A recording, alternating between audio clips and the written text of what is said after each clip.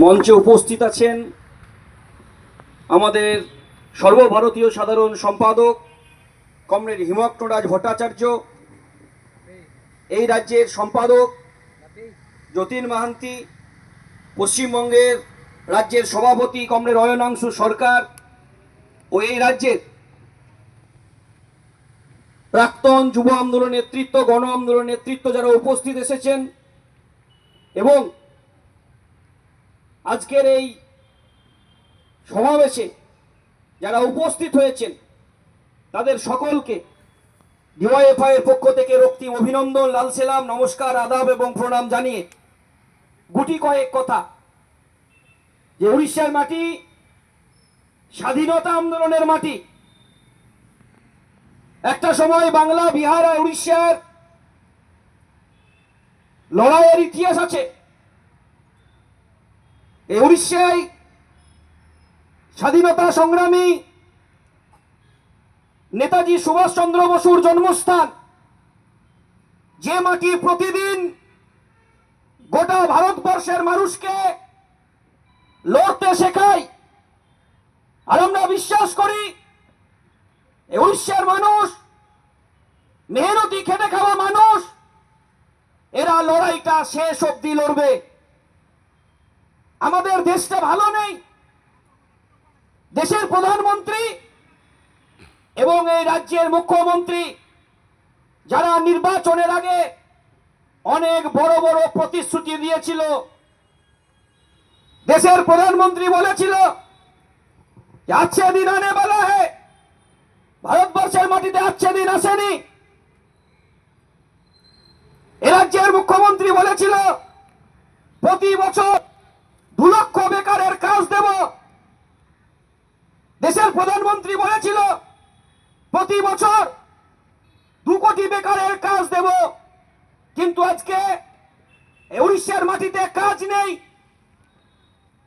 আজকে ভারতবর্ষের অন্যান্য জায়গায় কাজের জন্য যেতে হচ্ছে, আর কাজের জন্য যাওয়ার পরে আক্রান্ত হয়ে ফিরে আসতে হচ্ছে। কেন কাজের জন্য যেতে হবে অন্য জায়গায়? কেন উড়িষ্যার মাটিতে কাজ পাবে না? এই এলাকায় যে শিল্প অঞ্চল আছে, যেখানে একটা সময় 40,000 শ্রমিক কাজ করত, সেখানে আজকে 40,000 শ্রমিককে ছাঁটাই করে দেওয়া হয়েছে। আদিবাসী মানুষের উপরে আক্রমণ নামিয়ে আনা হয়েছে। কেন এই এলাকার যুবকরা, কেন এই এলাকার মারা বোনেরা এই এলাকায় কাজ পাবে না? তার দাবিতে ডিওয়াইএফআই গোটা ভারতবর্ষে লড়ছে, আর এখানেও সেই লড়াই প্রতিদিন চলছে।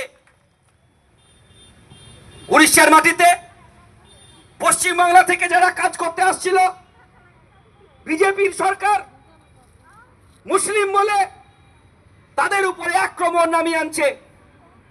কিন্তু এই ভারতবর্ষের স্বাধীনতা আন্দোলনের ইতিহাস জানি। কাজী নজরুল ইসলাম বলে গিয়েছিলেন যে মোরা একই বৃন্তে দুটি কুসুম, হিন্দু মুসলমান।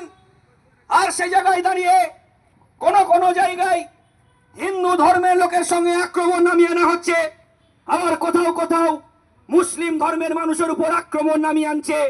মূল কথা, হিন্দু মুসলিমের ভেদাভেদ করে গোটা দেশের ক্ষুধা, গোটা দেশের ভুবুক্ষাকে এরা লুকিয়ে রাখতে চাইছে। মানুষের হক, রুটি রুজির এজেন্ডাকে এরা দূরে সরিয়ে রেখে এরা ধর্মের ইস্যু, এরা বিভাজনের ইস্যুতে গোটা ভারতবর্ষটাকে ভাগ করে রাখতে চাইছে। একদিকে পাশের রাজ্য মমতা বন্দ্যোপাধ্যায় আছে, যে প্রতিদিন ভাগ করতে চাইছে, যে দেশে রাজ্যের মাটিতে কোনো কাজ দিতে পারছে না। আজকে উড়িষ্যায় দেখেন স্বাস্থ্য ব্যবস্থার কি অবস্থা। আজকে স্বাস্থ্য কেন্দ্রগুলোই যাবেন উড়িষ্যায়, যেখানে ডাক্তার নেই, যেখানে টিকা পাওয়া যাচ্ছে না। কি করছে রাজ্যের সরকার, দেশের সরকার?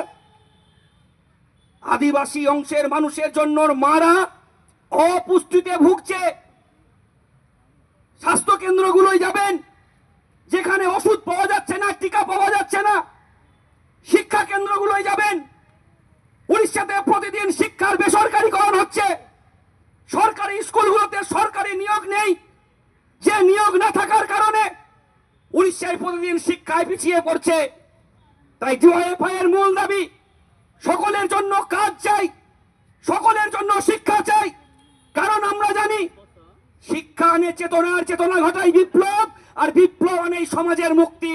তাই এই দেশের সরকার, এই উড়িষ্যার রাজ্যের সরকার, বিজেপি শাসিত এরা চাইছে যেন শিক্ষার আলো এই উড়িষ্যার সাধারণ মানুষের মধ্যে না থাকে। তাই প্রতিদিন শিক্ষার বেসরকারীকরণ করা হচ্ছে, তার বিরুদ্ধে আমাদের লড়াই। তাই সমস্ত অংশের মানুষের কাছে আমরা আহ্বান জানাচ্ছি যে আসুন, এই লড়াইটাকে আমাদের একসাথে লড়তে হবে। এটা দেশ বাঁচানোর জন্য লড়াই, এটা রাজ্য বাঁচানোর লড়াই।